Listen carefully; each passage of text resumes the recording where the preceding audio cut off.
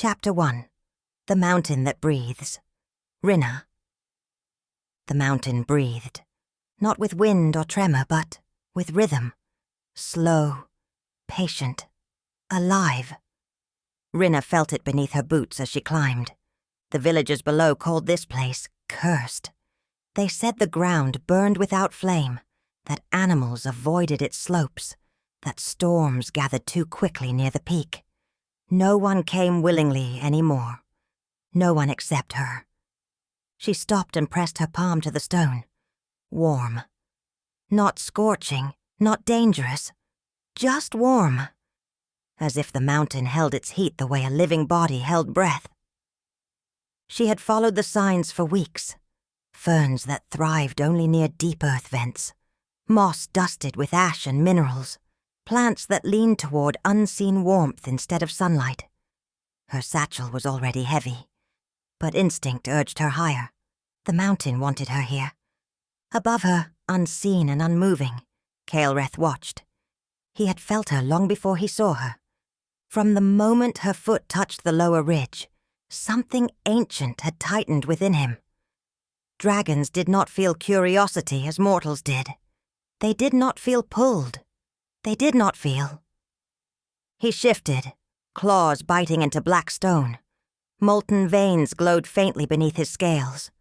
She was too small to matter, too fragile, too mortal. And yet, she did not flee. Others always did. They carried fear sharp and acidic, reeking of it before they ever turned back. Rinna did not. She smelled of crushed leaves and cold air, of rain-soaked wool, of patience earned, not borrowed. She knelt beside a narrow crevice and brushed ash away with bare fingers. Caelreth stilled. The mark flared. Ancient fire stirred. An old sigil burned into the mountain itself, one he had not felt awaken in centuries. Rinna sucked in a breath. "What are you?" she whispered, not afraid, only awed. The mountain answered. A low resonance rolled through the stone beneath her knees. Not a roar, not a warning. Recognition.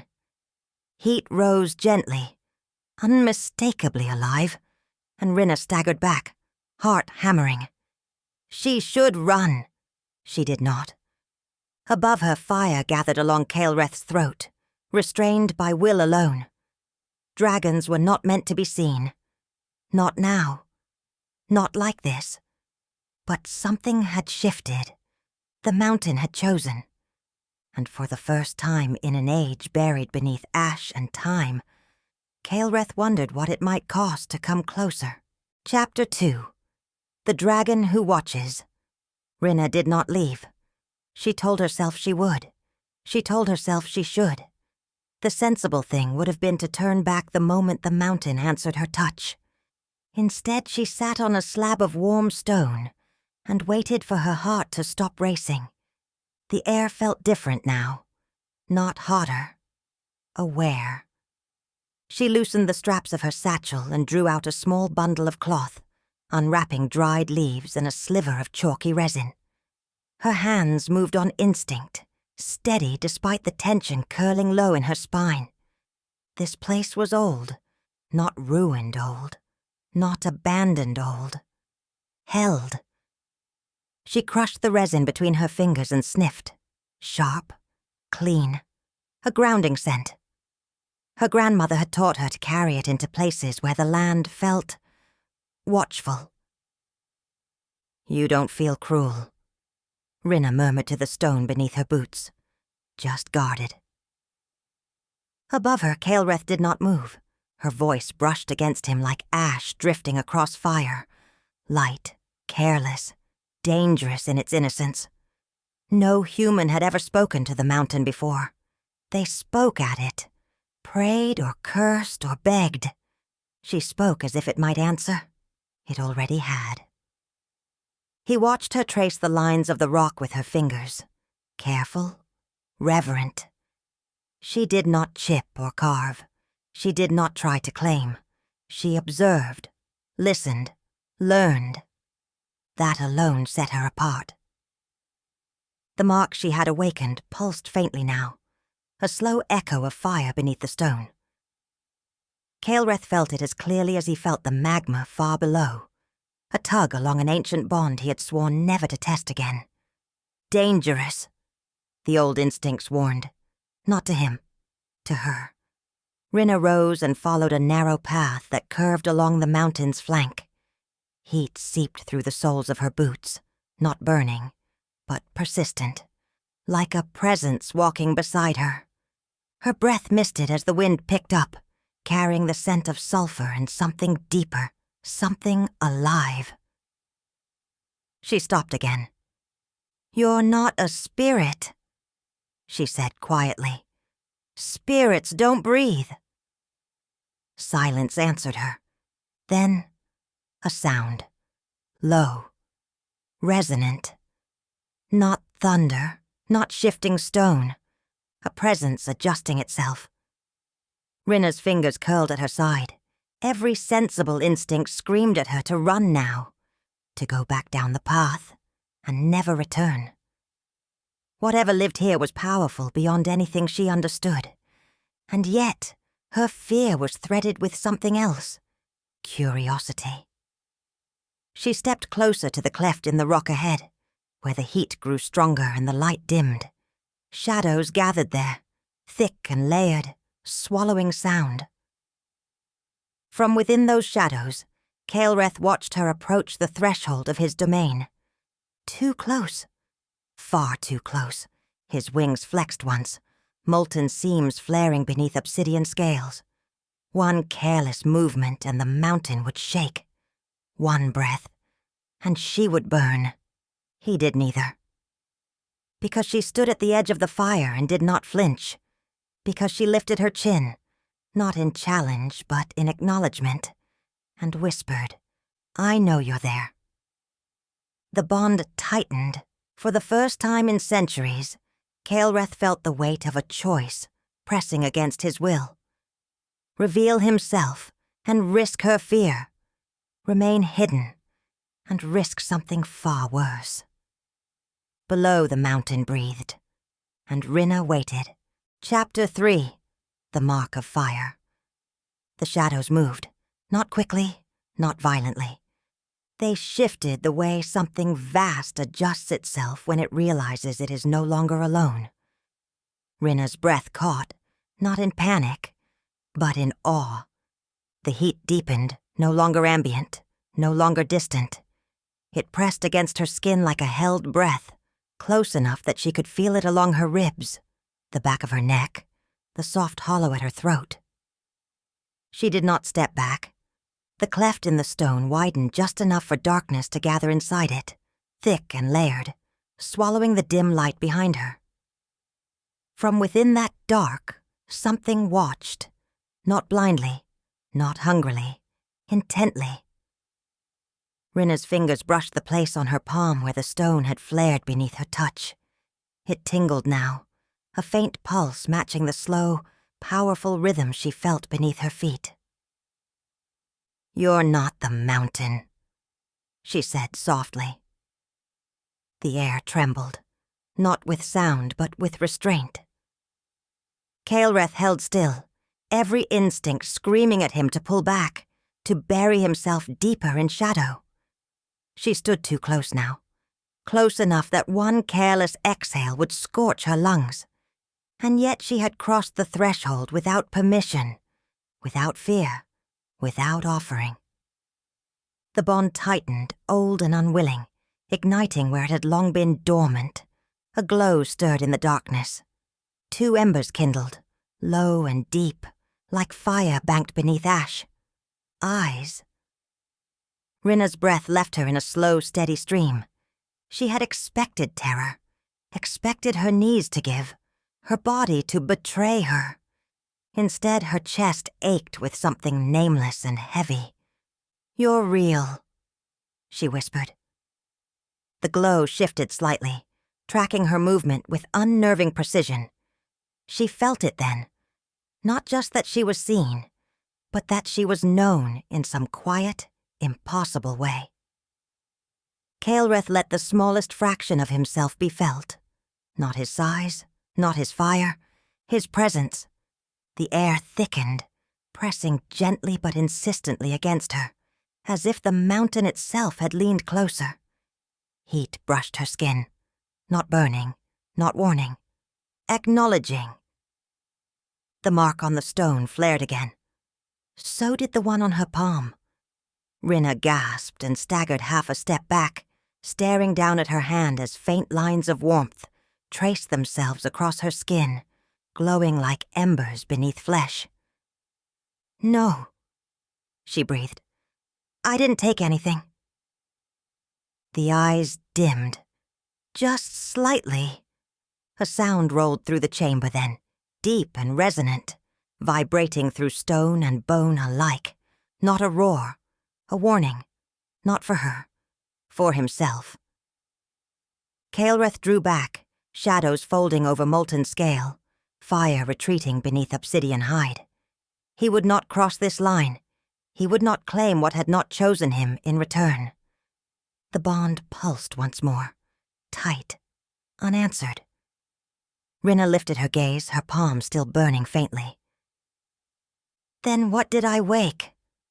she asked the dark. Silence answered her, but it was not empty. As she backed slowly from the cleft, the warmth followed, lingering, watchful, reluctant. Only when she crossed beyond the threshold did the heat finally recede.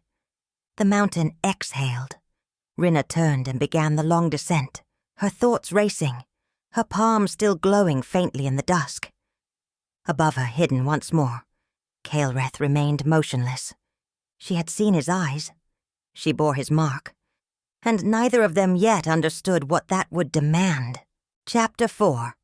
Ash on her skin. Rinna did not speak of the mountain when she returned. Not when the path leveled and the air cooled. Not when the first thatched roofs came into view. Not even when old Mara at the well narrowed her eyes and asked why Rinna's boots were dusted with black ash instead of loam. "I went farther than I meant to," Rinna said simply. It was true, just not complete. She washed her hands at the pump until the water ran cold over her fingers, scrubbing at the soot beneath her nails. The ash came away easily. The warmth did not. It lingered beneath her skin, faint but unmistakable, pulsing slow as a second heartbeat. She wrapped her fingers in cloth and told herself it was nothing more than heat trapped too long in stone. That night, sleep refused her. She lay on her narrow bed, listening to the familiar sounds of the village settling. Doors closing, low voices drifting, the crackle of hearth fires banked for the night. These sounds had always anchored her. Tonight they felt thin. When she closed her eyes, she saw embers in the dark. Not flames, not destruction. Watching. She sat up and unwrapped her hand. The mark had faded to a ghost of warmth, barely visible in the lamplight. Still, when she brushed her thumb across it, her breath caught. Not in pain, but in recognition. As if something answered. Far above the village, deep within the mountain's heart, Caelreth felt her stir. Distance did not sever the bond. It stretched it. He shifted, molten fire rolling beneath his scales, as he drew himself deeper into the cavern, away from the places where the mountain thinned. The mark burned faintly along his chest now, mirroring hers. A tether he had never intended to wake. He had sworn never to mark a mortal. Dragons who did learn too late that desire could be more destructive than flame. Rinna rose before dawn and went to the hearth, coaxing the embers back to life. The fire flared brighter than it should have, licking high along the iron grate before settling. She stared at it, unease threading through her ribs. "That's not normal," she muttered. She spent the morning sorting herbs she had gathered weeks before, touching nothing new. Still, the fire leaned toward her when she passed. Still, warmth followed her like a shadow. By midday, whispers began. A child claimed the mountain had sighed at sunrise. A hunter swore the stone ridge glowed faintly at dusk. An old woman crossed herself when Rinna passed and muttered about old stories best left buried. Rinna packed her satchel again before sunset. She told herself she was going back for answers. She did not name the pull. As she climbed, the path warmed beneath her feet, guiding rather than resisting. The mountain did not hide itself now. It waited, and Caelrith felt her coming with a certainty that hollowed him. She was marked, but not bound, drawn, but not claimed. Still, each step she took toward him tightened the ancient laws etched into his bones. When she reached the cleft again, the heat welcomed her like a held breath released. Rinna stopped at the threshold, her palm glowing faintly in the deepening dark. "I came back," she said. Not boldly, but honestly. The shadows stirred. Fire answered, and for the first time Caelrith allowed his voice to rise. Not spoken, not shaped, but carried through stone and heat alike. "You should not have." The sound was not sound, it was pressure. It was weight. Rinna's knees weakened, but she did not fall. "Neither should you have answered me," she replied, breath trembling. "But you did." Silence followed, then closer, so close she felt the heat brush her cheek. "You do not know what you stand before." Rinna swallowed, heart pounding. "Then teach me." In the dark, fire shifted, and the mountain held its breath. Chapter 5. When dragons speak, the voice did not come again at once. Rinna stood at the threshold, the heat rising and falling around her like breath, waiting for the mountain to decide whether it would keep her or unmake her. When Caelrith finally spoke, the sound did not strike the air. It settled into her bones. "You are marked," he said, the words carrying weight rather than volume. Not claimed. Not yet. Rinna swallowed. Her palm pulsed faintly, answering him without her consent. "I didn't ask for it." "No," he agreed. "Nor did I intend it." The shadows shifted, drawing back just enough for her to see the curve of something vast. Obsidian scale catching the firelight, seams of molten glow pulsing beneath, as if the mountain itself wore a heart. She did not see his full form. She felt it. Power coiled in the space between them, restrained by will alone. The air grew thick, pressing against her chest, until each breath required intention. "What does it mean?" she asked, forcing the words steady. "The mark." Silence stretched. Caelrith's restraint tightened. To speak of it was to acknowledge what he had already broken. "It means the mountain recognized you," he said at last. "And so did I." Rinna's breath hitched. "Recognized me as what?" A low rumble passed through the stone. Not anger, not threat. Reluctance. As someone who stands too close to fire and does not turn away. She lifted her chin. "Then tell me how to leave it untouched." The fire flared, just a fraction. "You cannot," Caelrith said, "and neither can I." The truth of it settled heavy and undeniable. Rinna's pulse quickened, not with fear, but with the gravity of standing at the edge of something irrevocable. "You said I shouldn't have come back," she said quietly. "Yes, and yet you waited." The shadows drew nearer. Heat brushed her skin, close enough now that she felt it along her cheek, her throat, the delicate hollow beneath her collarbone. "Because if you had not returned," he said, "the mark would have burned you from the inside out." Her eyes widened. "You would have let that happen?" "Number." The answer came without hesitation, and cost him dearly. Kael'reth shifted, and for a heartbeat the cavern filled with his presence. Not all of him. Never all. Enough. Rinna's breath stuttered as she felt it. Ancient strength coiled tight as a storm held behind a wall. The mountain itself seemed to lean inward, listening. "You're bound here," she said slowly, piecing it together. "Aren't you?" "I am the mountain," he replied, "and the fire beneath it. And I woke something you buried." "Yes." Her palm burned brighter. Rinna took a single step forward. The heat surged, warning, not welcome, but did not push her back. "Then tell me the cost," she said. "Not in riddles, not in threats. If I'm standing in danger, I want to know whose."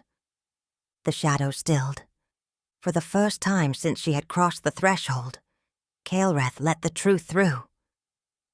"If you remain," he said, "the bond will deepen." Her breath came shallow. "And if I leave?" "It will not release you." The words fell between them like ash. Rinna closed her eyes for a moment, steadying herself. When she opened them again, her gaze was clear. "Then teach me how not to burn." The fire dimmed, not in retreat, but in focus.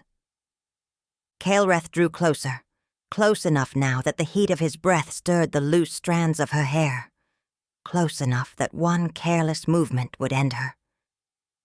"There are rules," he said, "ancient ones." "I'm listening." "You will not touch me."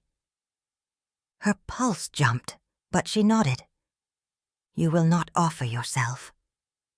She swallowed. "All right.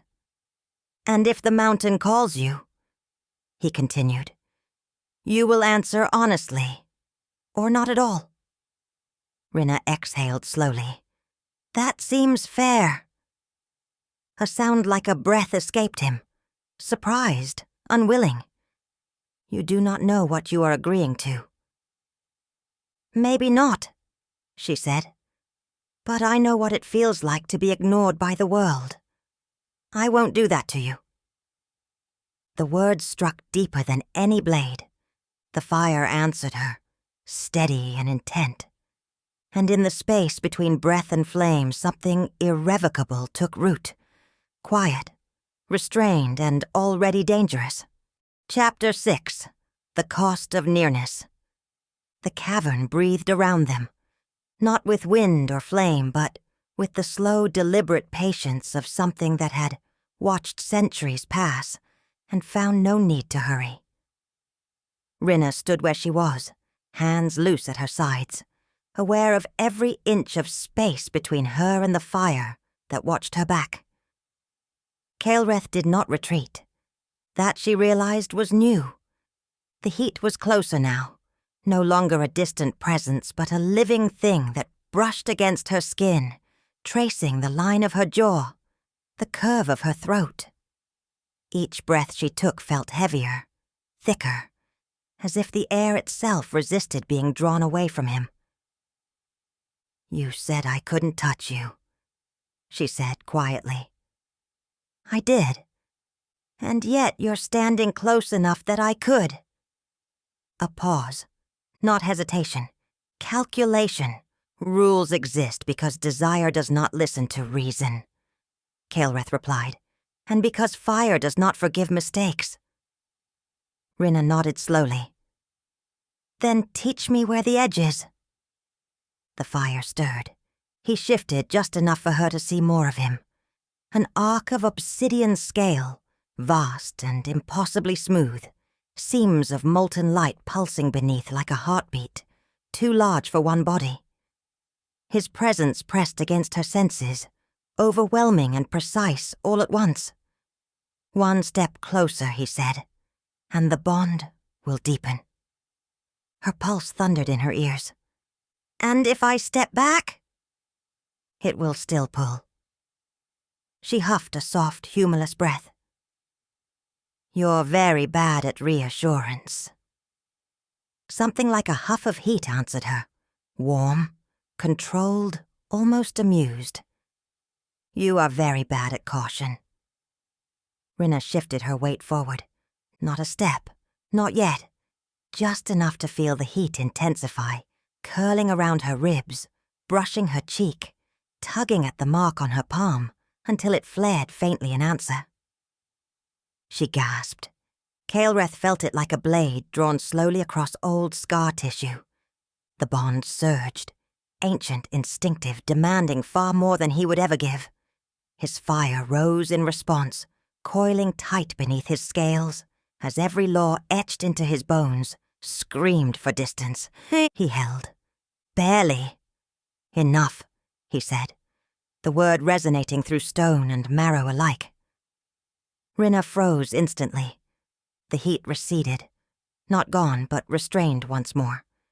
She swallowed, steadying her breath, her body humming as if she had stood too close to lightning. "I'm sorry," she said, not frightened, but shaken. "I didn't mean to push." "You did not," Caelreth replied. "You listened."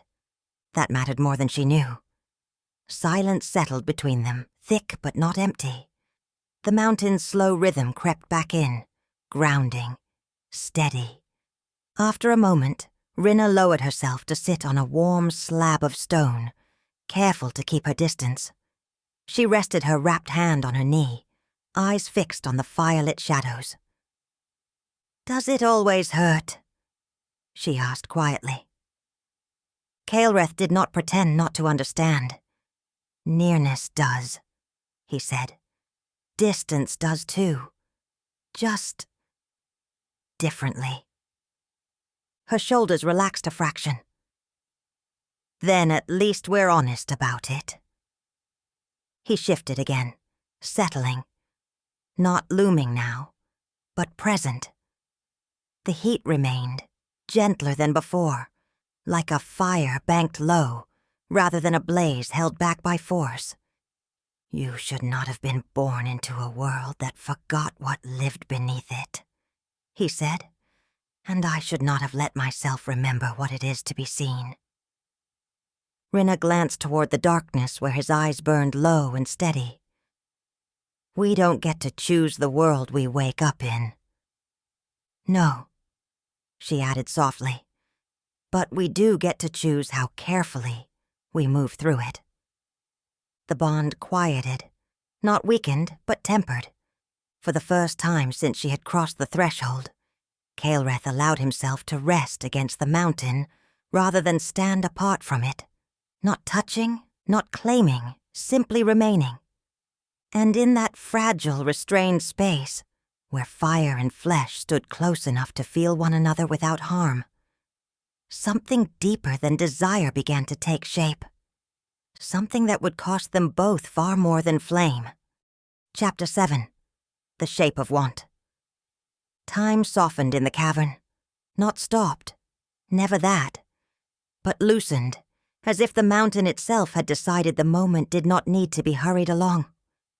Rinna remained seated on the warm stone, legs folded beneath her, hands resting loosely in her lap. The firelight painted the cavern in slow, shifting hues, catching on mineral veins and obsidian edges. Somewhere deeper the mountain breathed. Caelreth stayed where he was, close enough that the heat reached her skin, far enough that the rules still held. It was a delicate balance, one he had not maintained in centuries.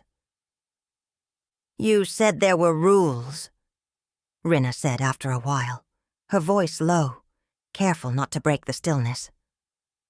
"Are there others?" A pause. "There are always others," Caelreth replied, "but not all of them are spoken." She considered that. "Then teach me the ones that matter." The fire dimmed slightly, not retreating but settling. "Stillness," he said, "listening, restraint."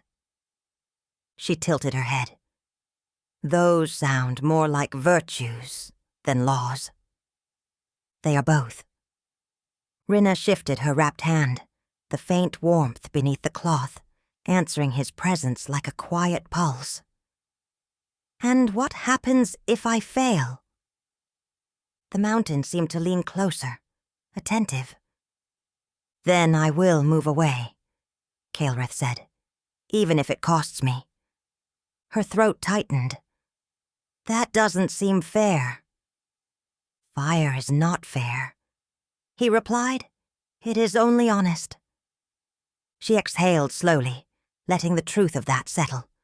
The warmth around her steadied, no longer pressing, no longer pulling, just present, like a hearth meant to be shared, not consumed. Will you show me how to listen? She asked. The request struck him harder than any challenge could have. Caelreth shifted, lowering himself just enough that his presence no longer loomed.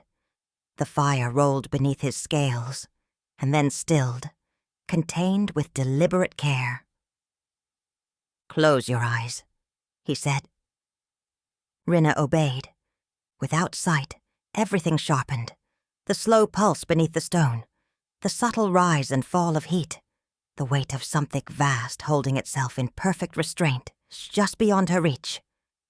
Breathe with the mountain, Caelreth instructed. Not faster, not slower. She inhaled, exhaled. The mark on her palm warmed, not flaring this time, but aligning. Her breath found the mountain's rhythm, steady and deep, as if she had always known it, and only now remembered. Caelreth felt it, and nearly broke. The bond eased, smoothing its jagged edges into something quieter, more dangerous in its intimacy. This was not hunger, not possession.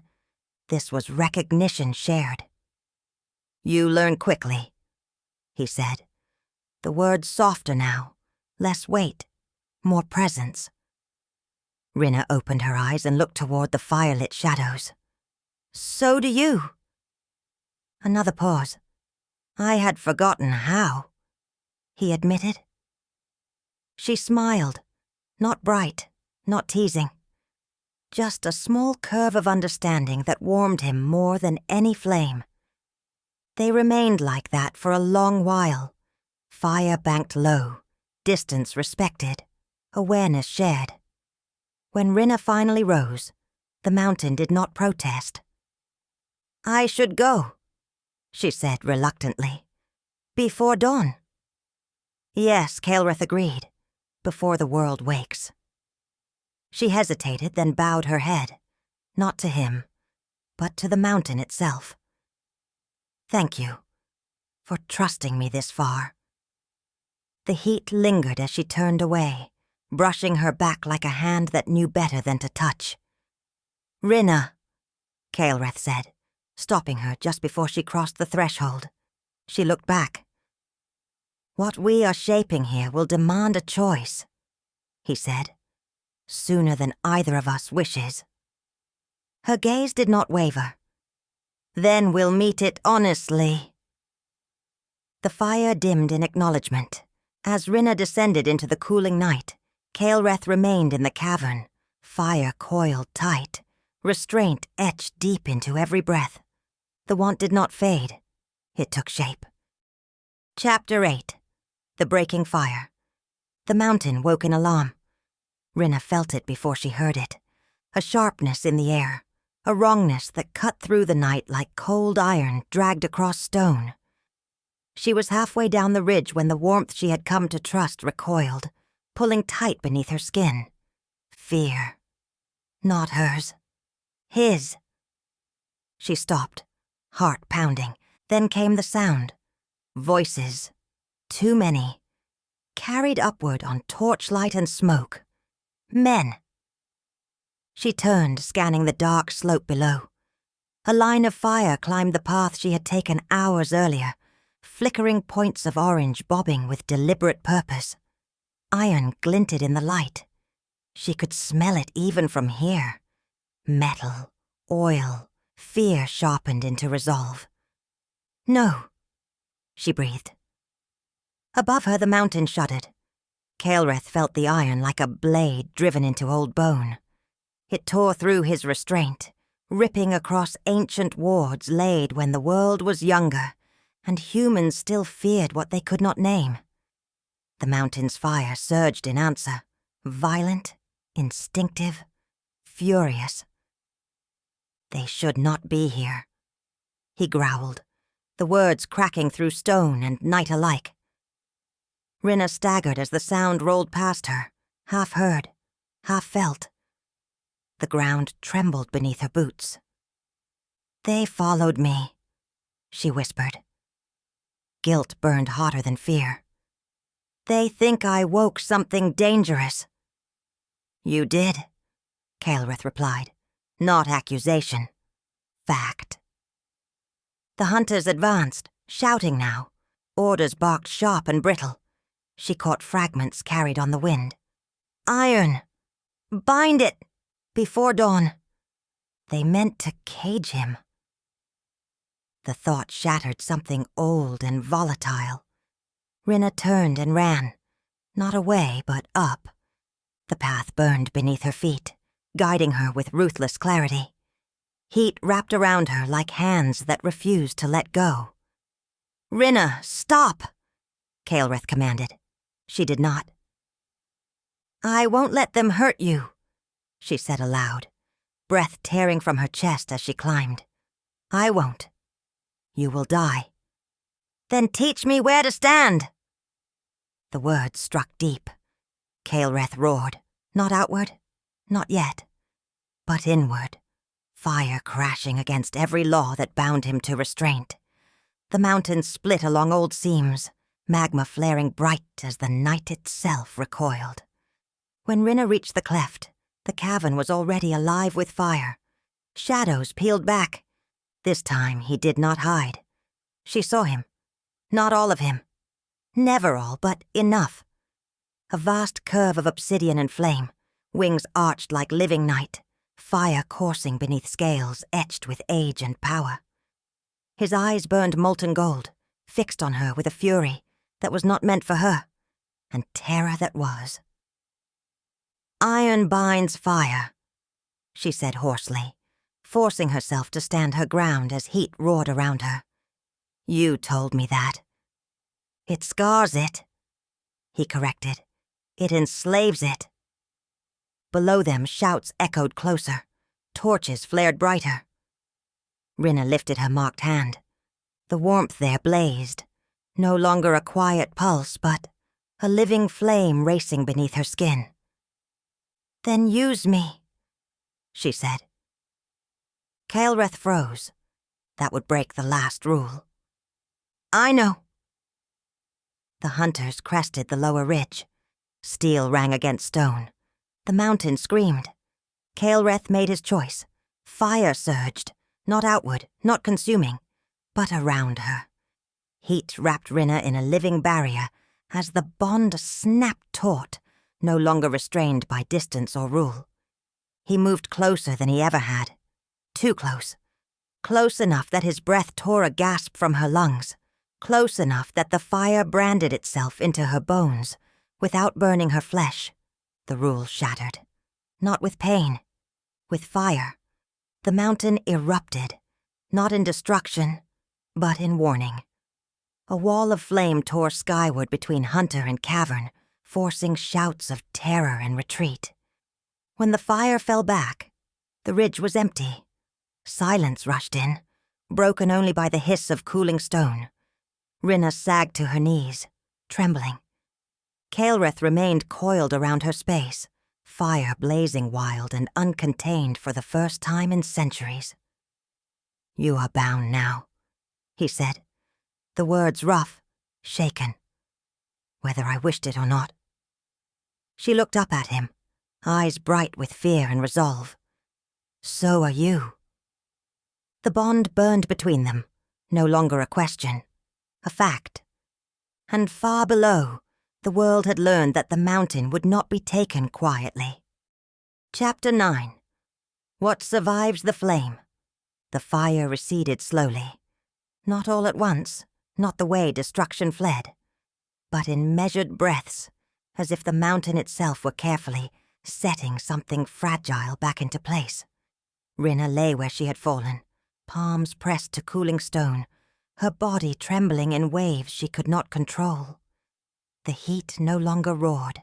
It hummed, low, intimate, threaded through her bones, like a memory that refused to fade. Caelreth remained coiled around her space, not touching, guarding. The bond burned between them. No longer a question, no longer tentative.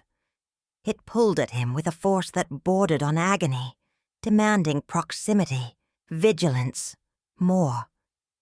His fire churned beneath his scales, unstable in a way it had not been since the world was young. Breaking the rule had not freed him. It had changed him. "Breathe," he urged, forcing the word into the stone rather than the air. Slowly. Rinna drew in a ragged breath, then another. The tremors eased, leaving behind a bone-deep exhaustion that felt earned and frightening. "I didn't burn," she whispered, disbelief threading her voice. "Number." Her gaze lifted toward the vast darkness where his eyes burned lower now, dimmed by restraint. I felt it, all of it, and still. "I'm here." "Because you stood where you were meant to," Caelreth said, "and because I chose you over law." The admission cost him. She heard it in the way the mountain shifted, in the way the fire struggled to settle. Ancient rules did not shatter cleanly. They left fractures that demanded payment. Rinna pushed herself upright, swaying. The mark on her palm had changed.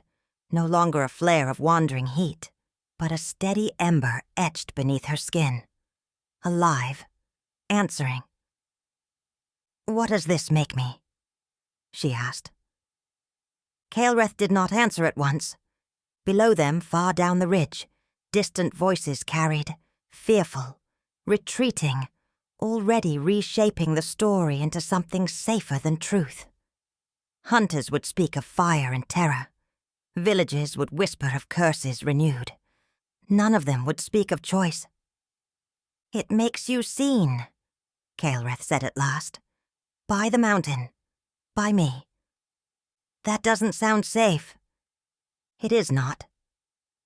She laughed softly, the sound brittle but real. "Then we're honest." He shifted, careful now, drawing his presence back just enough that the heat no longer overwhelmed her senses. Even restrained, it took effort. His fire still surged toward her, answering the bond with ruthless devotion. "You should leave before dawn," he said. "They will return with more iron." Rinna's jaw tightened. "And leave you bound to fight them alone?" "I have fought worse." "And won!" "Survived," he corrected. "Victory costs more than survival." She studied the shadows where he lay hidden, her expression steadying into resolve. "You taught me to listen. The mountain isn't afraid of them. The mountain can endure what you cannot." Her eyes met the fire. "Then teach me where I belong in this." The bond answered before he could stop it, tightening, aligning, settling into something dangerously right. Caelreth felt the change ripple through ancient wards, rewriting paths he had believed immutable. "If you stay," he said slowly, "the world you knew will not take you back easily." "I know," Rinna replied. "It never really did." Silence stretched, not empty but full of what remained unsaid. At last Caelreth withdrew deeper into shadow, not abandoning her, but allowing the mountain's warmth to cradle her instead of his fire. "At dawn," he said, "you will choose." Her breath caught. "Choose what?" "Whether you walk away from the flame or step into a life shaped by it." Rinna closed her eyes, pressing her marked palm to the stone. The ember there pulsed, steady, patient, alive. When she opened them again, the mountain had quieted, the fire banked low. But the choice waited, and whatever she decided at dawn would change not just her fate, but the shape of the fire itself. Chapter 10. Ember kept. Dawn came without ceremony, no trumpet of light, no sudden blessing, just the slow easing of darkness as the sky thinned from black to ash, from ash to a pale waiting gold. Rinna stood at the edge of the ridge where night had broken itself against the mountain, and failed. Below her the world waited, villages still shuttered, paths still empty, fear still warm from the night before. It would wake soon, and begin its work of naming what it did not understand. Monster, curse, fire. She did not look down. Behind her the mountain breathed. Caelreth remained within the stone, his fire banked low but watchful. He did not call to her, did not urge.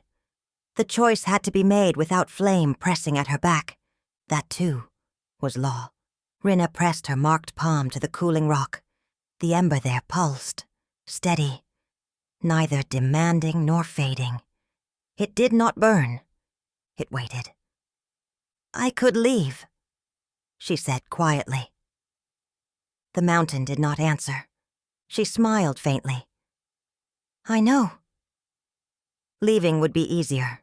It would hurt less, at least at first. She could take the mark with her, bury it beneath years of careful living, pretend the fire was only a story she once brushed too close. But the mountain would still breathe, the fire would still wake, and the world would return with iron and certainty. Rinna turned back toward the cavern. "I won't be your shield," she said. Not loudly, not bravely, just truly. "And I won't be your voice." The fire stirred, attentive. "But I will be your witness." The words settled into the stone like seed. Caelreth emerged, not in full, not in fury, but in presence. Fire traced the seams of the cavern, illuminating obsidian scale and ancient scar. His eyes burned low and deep, no longer molten, no longer wild. "Witness is not a small thing," he said. "I know," Rinna replied. "It's what stories are made of." The bond shifted, not tightening, not loosening, but aligning. Something old recognized something equally enduring. "If you stay," Caelreth said, "you will belong to neither world." Rinna nodded. "I never truly did." "You will age," he continued. "I will not." "That's all right," she said gently. "Mountains don't mourn seasons. They remember them." The fire dimmed, not with grief but with acceptance. She stepped closer. Not into him, not into danger, but into the warmth the mountain offered freely now. The ember in her palm sank deeper, no longer a mark of ignition but of keeping. Keeper of the threshold, keeper of the knowing, keeper of the fire that did not need to consume to endure. Caelreth lowered his great head, not in submission, but in recognition. His breath warmed the air around her, careful and precise. "Then stay," he said, "not as mine." She met his gaze, steady and unafraid. "No, as myself." The mountain breathed. Dawn fully broke, spilling gold across stone and sky. Far below the world woke and went on, unaware that something ancient had chosen restraint over ruin. Rinna turned toward the cavern as the light climbed higher, her silhouette swallowed gently by shadow and fire. She did not vanish. She endured. And in the ages that followed, when travelers spoke in half-remembered myths of a mountain that would not yield, of fire that turned aside iron, of warmth that answered only those who listened, They never spoke her name, but the mountain did, and the fire remembered.